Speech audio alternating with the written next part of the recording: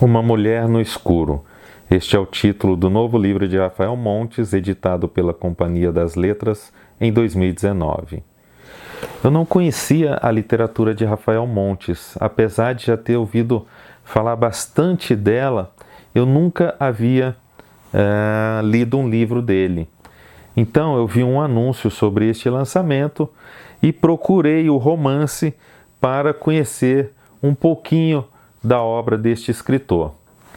Uma Mulher no Escuro fala sobre Victoria, que aos 4 anos de idade testemunha os pais e o irmão serem assassinados em sua própria casa por um adolescente chamado Santiago, que além de matar essas 3 pessoas, picha também os rostos das vítimas. Victoria é encontrada pelo assassino, mas é poupada por ele. E ninguém sabe exatamente por quê. Ninguém sabe também os motivos que levaram o adolescente a esse ato bárbaro. O pai de Victoria, à época dos crimes, é dono de uma escola no Rio de Janeiro, onde Santiago estuda e onde a mãe de Victoria é professora de matemática. Victoria, ou Vic, 20 anos após o crime, é uma garçonete com vários distúrbios psíquicos oriundos desse trauma da infância. Ela cultiva alguns hábitos infantis, como, por exemplo, brincar com o ursinho Abu, esse ursinho aqui da capa do livro. Tem dificuldades de se relacionar com outras pessoas, ela é arredia. Seus contatos são o amigo Arroz, que conheceu pela internet, o Dr. Max, o seu psiquiatra, a tia, e depois Jorge, um escritor por quem ela vem a se apaixonar. A certa altura do livro, Vic descobre que Santiago está solto, e daí ele reaparece e começa a atormentá-la com novas pichações e novas ameaças veladas. Vic começa a se perguntar então, quem é Santiago? Arroz? Dr. Max? Jorge? Esse suspense se arrasta até o fim do livro, com várias e várias reviravoltas, mas reviravoltas mesmo, típicas de um livro de suspense.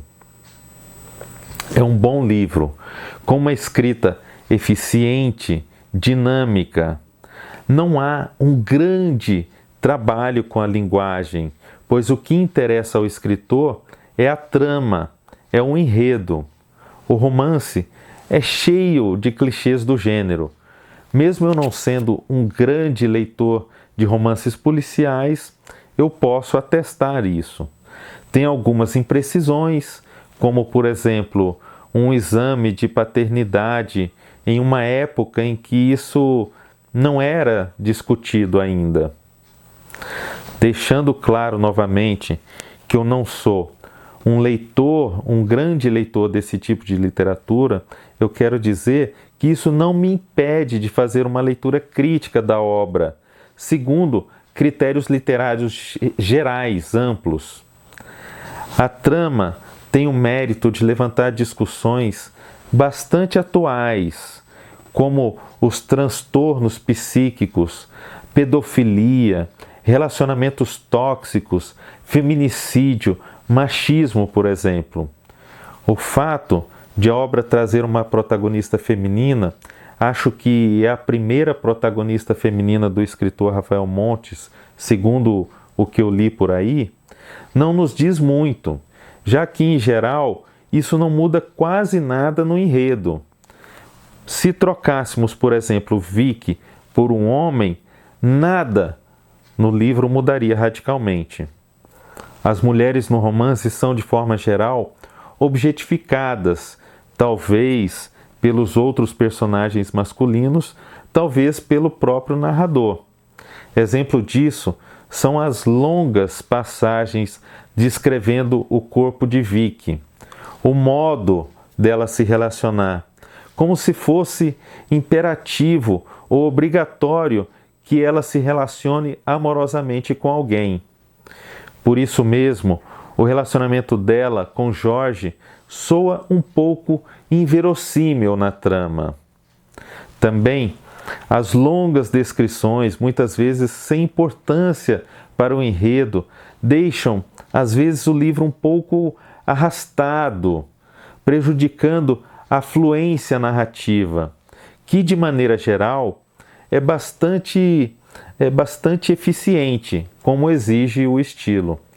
Às vezes há também um certo exagero nas passagens de suspense, como se o leitor devesse ficar o tempo todo esperando pelo susto, com a respiração contida. Ao final, mesmo protagonista, Victoria não conduz a história. Quem conduz a história é Santiago, a presença enigmática do livro, e é ele que leva Vicky e a trama para onde quer. A história toda é conduzida por personagens masculinos. Não ficam evidentes também os motivos que levam Santiago a pichar os rostos e às vezes os corpos de suas vítimas. Só o fato de gostar de pichar parece não ser suficiente, parece que não convence. Eu recomendo a leitura deste romance de Rafael Montes e fico muito feliz ao ver que a literatura policial brasileira se renova com a inserção destes novos temas, atualizando-a e readequando-a. Eu vou ler agora um trecho do início do livro para que vocês não corram o risco de ter muitas revelações sobre a trama da obra, que é o que interessa sobretudo nesse livro. Prólogo, 31 de maio de 1998, domingo. Victoria acordou com o latido dos cachorros no quintal da vizinha. Assustada, sentou na cama e olhou pela janela do quarto no segundo andar da casa. Ainda era noite. Lá fora, sua árvore favorita balançava com o vento forte. As folhas secas se soltavam e batiam no vidro antes de cair no jardim dos fundos. Diante do armário, a pilha de caixas de presente criava uma sombra de aparência monstruosa. Ela acendeu o abajur, pegou a Bu e ficou abraçada ao ursinho branco sob o lençol. Permaneceu alguns segundos parada, com os olhos bem abertos, encarando as estrelas que papai colara no teto brilharem no escuro. Estava com sede, mas a preguiça de descer as escadas até a cozinha era maior do que tudo. O sábado tinha sido incrível, mas cansativo. Para comemorar o aniversário dela, papai e mamãe tinham feito uma festa de princesa. O quintal fora enfeitado com coroas douradas e bexigas coloridas. Havia um bolo enorme, doces, cachorro-quente e pipoca. As amiguinhas da escola e o pessoal da rua tinham sido convidados. Victoria usara um vestido de princesa e papai e mamãe haviam lhe dado de presente o lacinho mais bonito que já tinha visto, prateado e com brilhantes.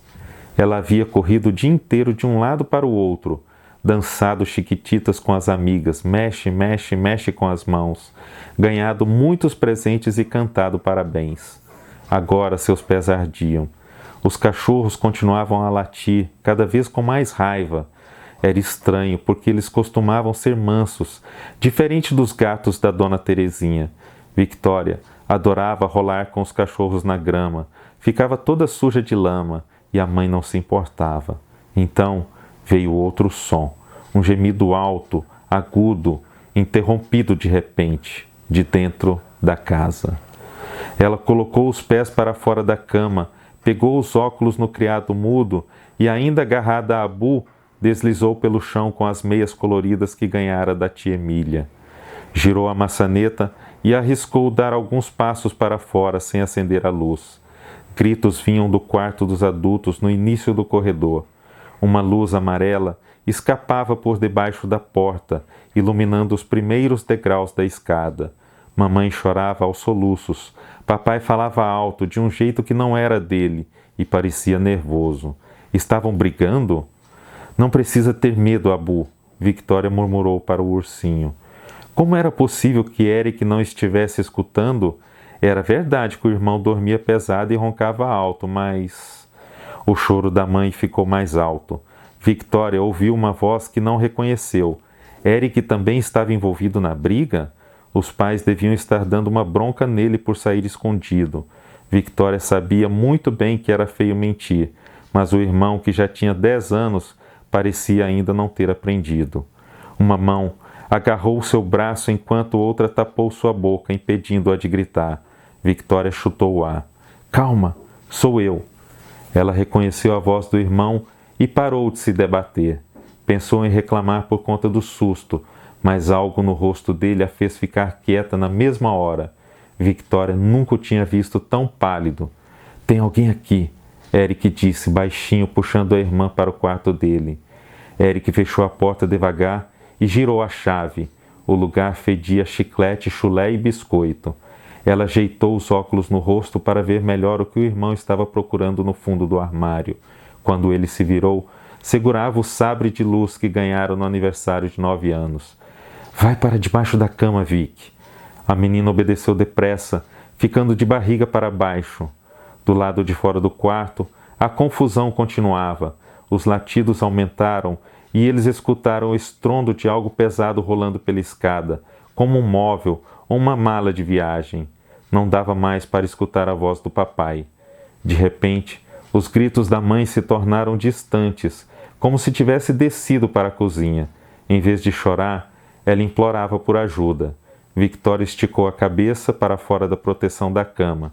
Fica aqui, Eric mandou. Ainda que tentasse disfarçar o medo, as pernas dele tremiam. Vou chamar a polícia. O único telefone da casa ficava no térreo, ao lado da televisão da sala. Não, ela disse, começando a chorar baixinho. Não vai.